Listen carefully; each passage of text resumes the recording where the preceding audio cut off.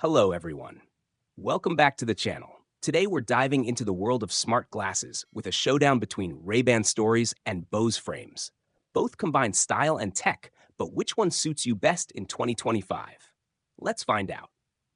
Starting with the Ray-Ban Stories, these glasses are all about seamless social connectivity.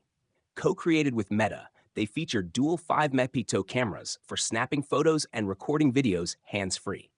The integrated speakers and microphones let you take calls and listen to music with ease. Plus, they sync with the MetaView app for sharing moments instantly on social media.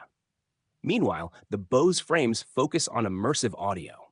With open-ear audio technology, they deliver premium sound quality without the need for earbuds. Perfect for outdoor use, they feature polarized lenses with UV protection and work with the Bose app for customizable listening experiences. However, they lack the photo and video capabilities of Ray-Ban Stories. In summary, the Ray-Ban Stories excel in capturing and sharing life's moments, while the Bose Frames prioritize audio performance and simplicity. Which one fits your lifestyle better? The socially driven Ray-Ban Stories or the audiophile-friendly Bose Frames? Let us know in the comments below.